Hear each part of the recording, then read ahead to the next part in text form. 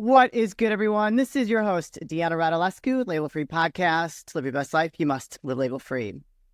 As always, bringing incredible guests from all over the world. So sit back, relax, and tune in. My next guest is co-CEO at Omni Interactions. She is an ultra runner and a former Army medic. Please welcome Courtney Meyers. Courtney, welcome to the show. Thank you. Happy to be here. Happy to have you here. And I love people that have served. So I know I already told you once, but I'm going to say it again. Thank you for your service. I come from a family of veterans, and I don't think that we appreciate people enough that have helped our military in this country, especially this day and age, which is very unfortunate. But I first want to talk about you being an ultra runner. What does that mean? Yeah. Do you do marathons? Well, technically, an ultra marathon is anything longer than a marathon. So I'm a bit new to this kind of ultra running world. It's something I, started embarking on about a year and a half ago. Wow. Never in my wildest dreams thought I could run more than a marathon. I thought a half marathon was a long way to go. And yeah, all of a sudden I started kind of meeting more people that were ultra runners, and the more you hear about it, all of a sudden it starts to sound normal. And before I knew it, I had signed up for my first 50K. So run 350Ks, 160K, and then I've got I'm planning to do 250-milers and 100K this year. So holy crap, that's amazing. Though the only type of competition I've done that involves like distance is a triathlon. I did 3 of them in my 20s. And I did 2 of them for charity, and one I just did because I was already trained for it. And I was like, why not? I'll do another one. I have no desire to run a marathon. None. But I give you a lot of credit. I did cross country in high school, and I don't know. There's something about it that, that just is amazing to me. The amount of training and effort that you put into that has got to be very intense. It is. And I wouldn't, to be honest, I love trail running, and that's what really appealed to me about the ultra running versus a marathon. I mean, you think of marathons and you think of, the Boston Marathon running around on the road versus ultras are typically trail runs that, go through the mountains or the desert. And so it's, for me, it's an incredible way to just be outside. And, even when I do a long training run, I ran 20 miles on Sunday, and I like to remind myself, what else would I be doing? I'm out here, it's a beautiful day, the sun is shining, I'm in the woods, the scenery is different. And so it's kind of like when I do start to feel very tired, or I'm like, oh, why am I out here? I just try to say, what else would I be doing? Would I be watching TV? Would I be cleaning my house? Would I, And that helps to remind me that, like, look how lucky I am to be out here and I get to spend my day outside and breathing fresh air. And so it's, for me, I try to remember that it's a pleasure to be out there, not something arduous. And so I think bring that to the notion, all of a sudden, running for 3, 4, 5 hours doesn't seem so challenging. It seems like what a great way to spend the day. Absolutely. I give you a lot of credit. I'm a bodybuilder. I love to work out in the gym, lift heavy weights. That's my like outlet, and just what you said is a reminder of how lucky we are to be able to be active, right? And just that perspective is beautiful. I love it. How long were you an Army medic for? 4 years. Oh, wow.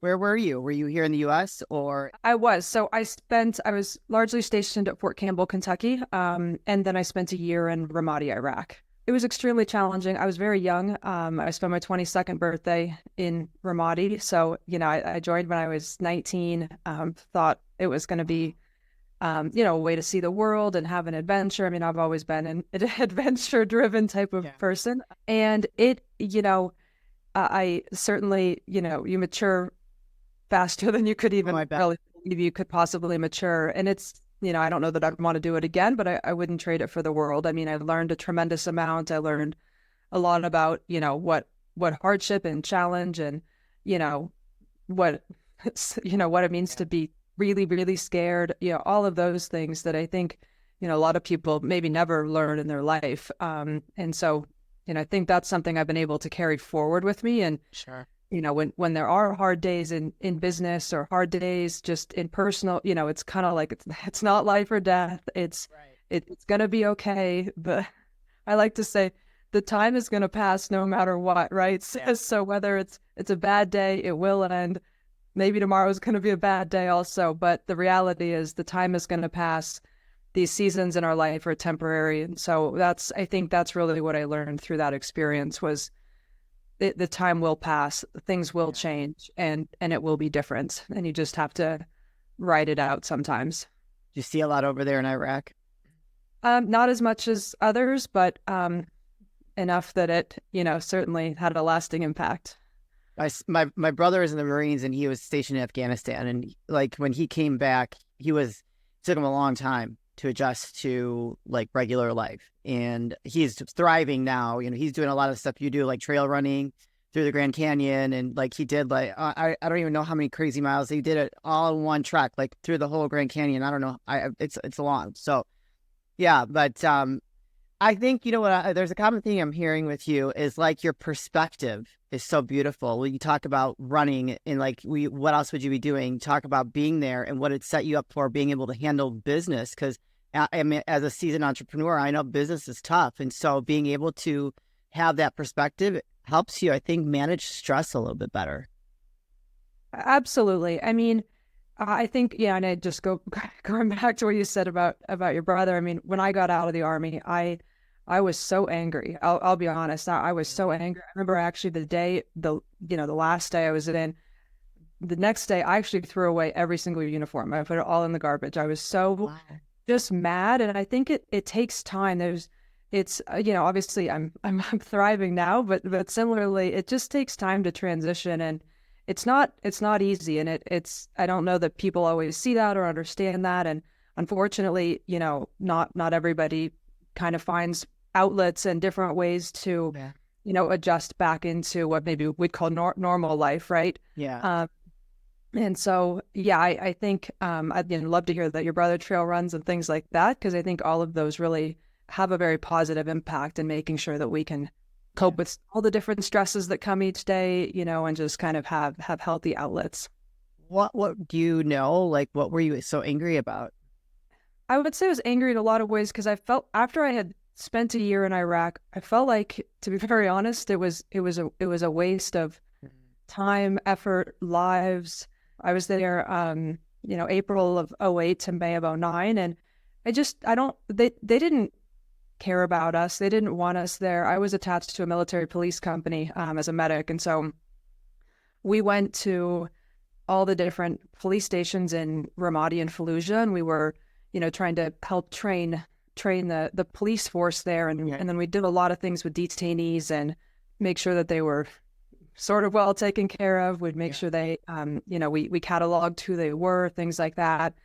And, the reality was the Iraqi police didn't want us there. Yeah. Well, of course not. The way they treated the, detainees, prisoners, whatever word you'd want to use, was absolutely upsetting at a level that's hard to imagine. I've got red hair. I'm a woman with red hair. Yeah. I don't think many of them had ever seen a woman with red hair before. So I was treated in a way that was, I had to basically have an escort all the time because Wow.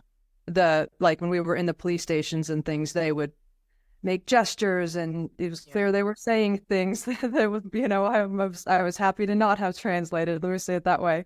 So you just kind of get back and you just go, what was the point of that? They don't want us there. You just, everything you've seen, and you just feel like, I can't even believe I just spent a year of my life there. And as a 22-year-old, Yeah. or I guess 23 when I got out, but you're still not really mature enough to reconcile all of that. I think it takes years and years as you get Oh yeah. older to try to Because it's a figure. level of trauma, right? Like There is, exactly, right? went to like serve the country and you're there and it was like what, like I would have a hard time with that as well. I can imagine like what that would feel like. Yeah. And then you think, you go, I'm so fortunate that I came back, intact, I'll say it that way, right? And then you think about all the others that didn't, and you think, what for what, right? So, anyway, that I don't want to get into any, No, but no, no, no. I just there's want a lot of, to ask. there's a lot there to kind of reconcile and think through. And at 23, you're just not equipped to No, not do at all. that. At 23, I was partying my ass off. I can't even actually. I was having fun. So let's get into Omni Interactions. Yeah, seasoned entrepreneur shaping the gig economy. And so you focus on providing flexible work globally and ensuring top-notch customer services for Fortune 500 companies.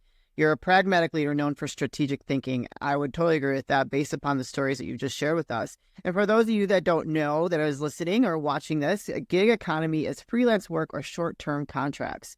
So, Courtney, can you explain to us, like, what was your motivation behind starting Omni Interactions and what that looks like for the landscape of Fortune 500 or people out there that are looking for freelance work?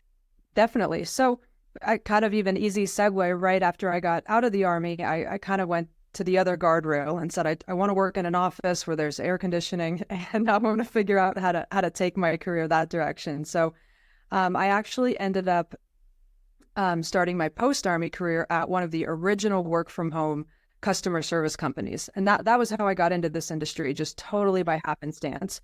And so kind of flash forward about 7 years, a few people from that company, my old boss, he actually started an Omni. I had started my own, I had left and started my own company. He called me. I ended up merging my company into Omni. And the spirit of Omni really was, we know we can bring something different to this customer service industry. And so, they make sitcoms about how ridiculous a call center is, right? Whether it's in India, Call center. in the US, most people have. I mean, it's actually amazing how many people have worked in a call center at some points. And rarely do they say, wow, that was a great experience. Usually it was something that they had to do. And it was, in many cases, comically bad.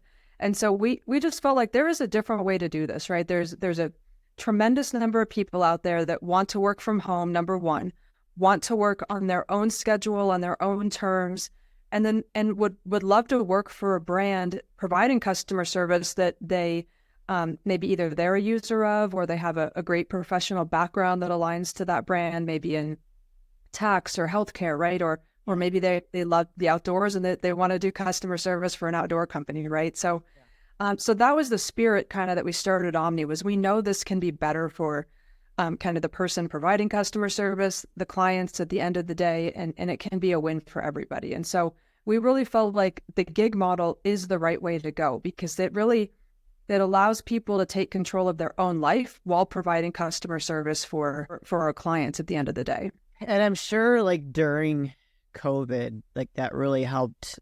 I mean, I would assume helped your business. It did. So we've always been 100% remote. And so certainly all of the sudden during COVID, everybody needed a lot of remote team members. So we were well positioned during COVID to capitalize on those needs.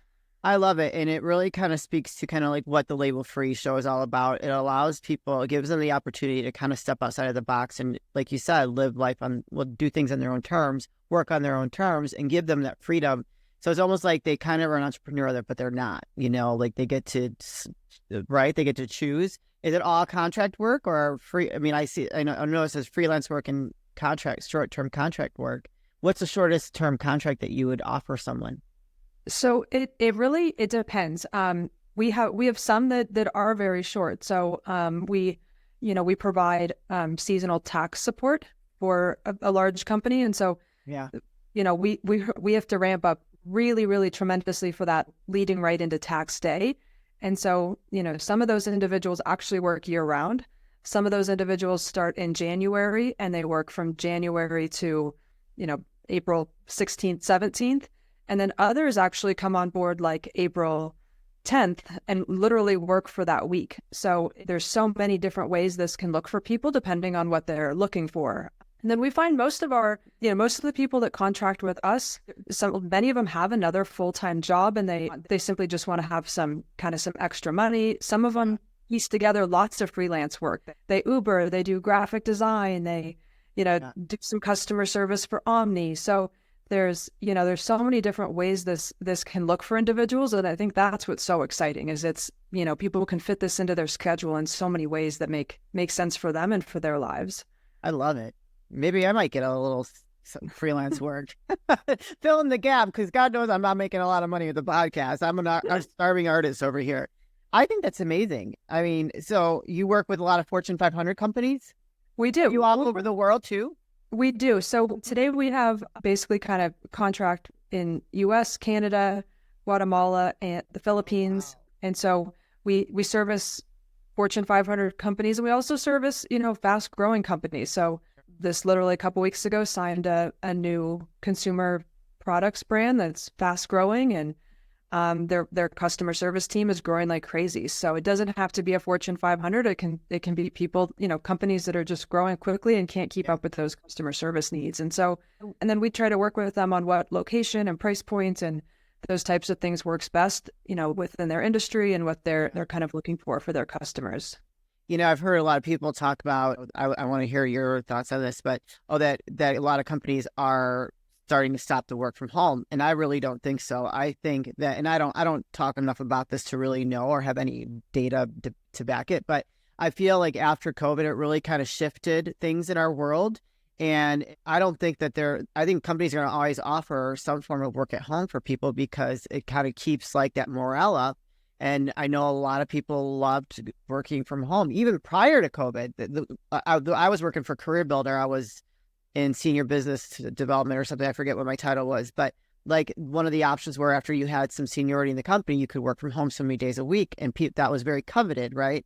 And so now after COVID, everybody had to work from home. And so I don't believe that a lot of companies are going to be switching back, because it also saves them money. They don't have to have these large office spaces to house all these employees to come into an office.